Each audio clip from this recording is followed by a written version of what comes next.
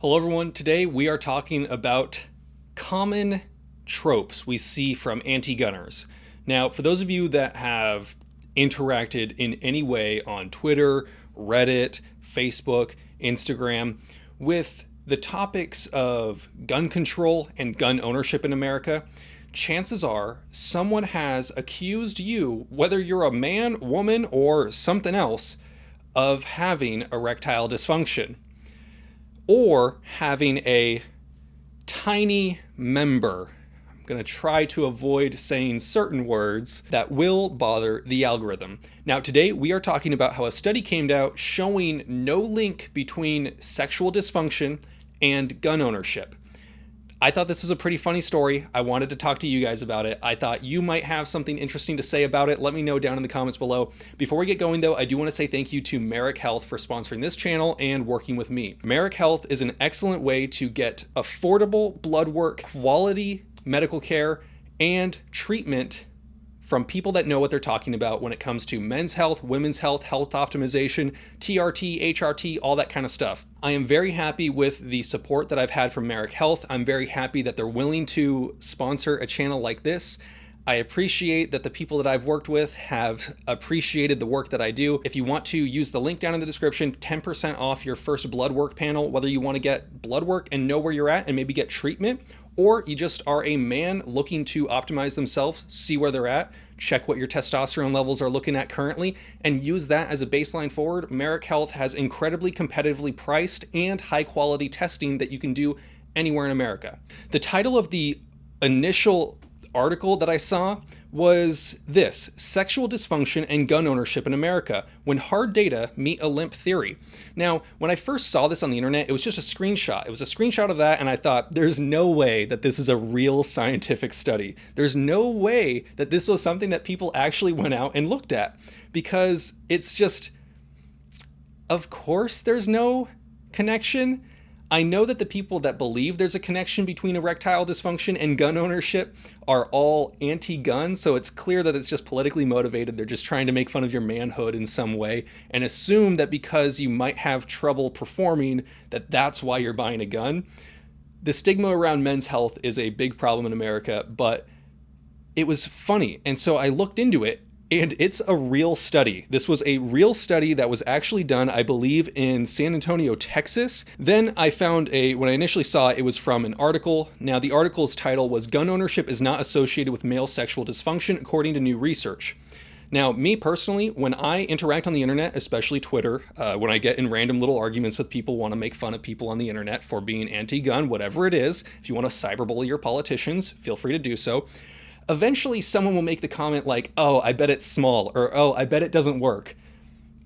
Now, every time that happens, I do get closer and closer to just, snapping a pic, throwing it on the internet, but I don't, because that would be weird. It is interesting, however, to see that a researcher wanted to see and tackle these claims. One of the big things that they saw was that they wanted to challenge these questions. So one of the things they said in this article was, are gun owners especially fearful? Do guns help people sleep better at night? Do guns make people happier? Do guns enhance satisfaction in life? Do guns compensate for sexual dysfunction in men? In each case, the answer has been no. Our general aim is to contribute to more evidence-based discussions for the roles of guns in society.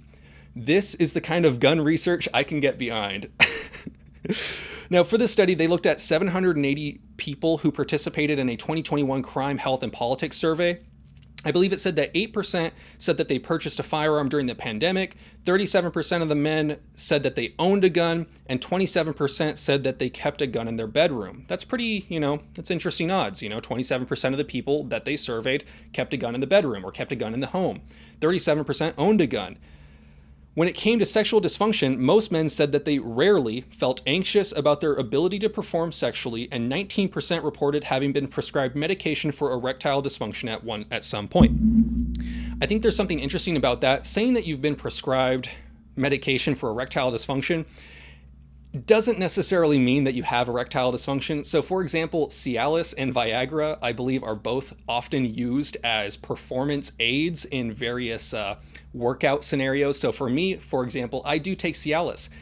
It's not because my member does not meet full mast, it's because it provides many smaller benefits elsewhere, getting a nice pump in the gym. Now, the fact that your erections are as hard as diamonds, I mean, nobody's going to say no to that, right? It's fairly inexpensive, but I'm interested to see what percentage of those people actually had erectile dysfunction versus what people have experimented with Cialis and Viagra. I think it was Ocho Cinco who said that he would take like 50 or 100 milligrams of Viagra before every football game, which is just, I mean, for those of you that don't know, Cialis kind of just helps blood flow. Viagra will straight up give you an erection. So was this dude just bricked up every Sunday? I don't know, but I'm interested to see that.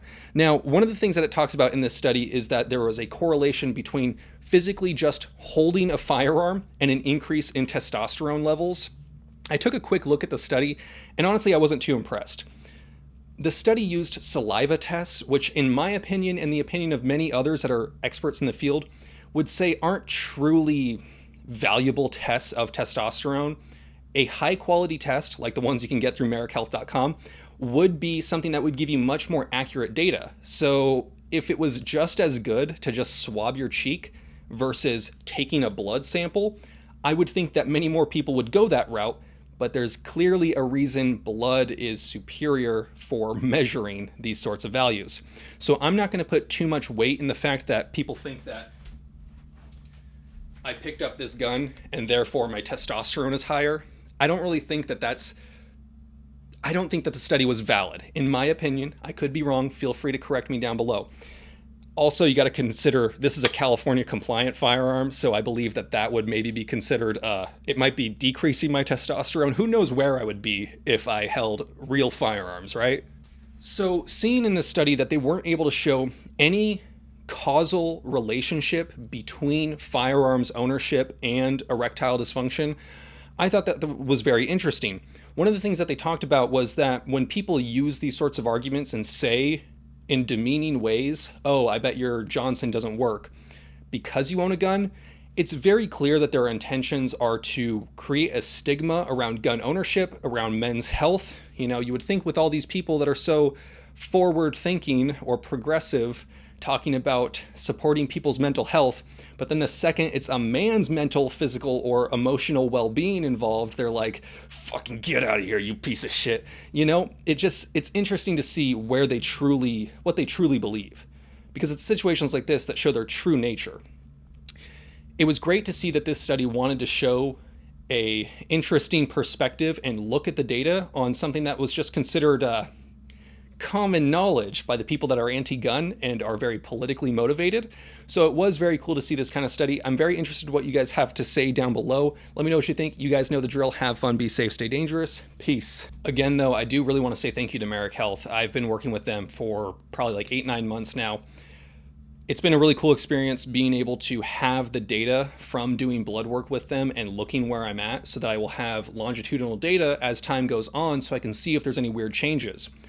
They've given me a lot of things that I can do not prescription-based to improve my quality of life. They prescribe lifestyle changes as well as being able to prescribe real medication. If you're looking for a good organization to work with, I think Merrick Health would be awesome. I'm very happy with the results that I've seen. I hope to continue to work on that in the future. Taking your health more seriously is very important. 40% of Americans are obese, 70% are overweight. Obviously, BMI has issues. The BMI scale has issues, but you know if you're an outlier case. So for me, I think that having resources like this and ending the stigma around men's health and especially men's hormone levels and hormone optimization, I think will go a long way. Every time that I've done an ad read for this, I've had a few people mention down in the comments either working with Merrick or working with their local doctor to get that information. And the quality of life improvements that they've seen just from optimizing their hormone profiles and having this kind of information, it's been awesome to see people trying to spread the good word about it. I truly believe in this. If you guys want to use the code 10% off your first lab panel, I don't get paid monetarily directly for this, so I'm very happy to have their support. You guys know the drill. Have fun, be safe, stay dangerous. Peace.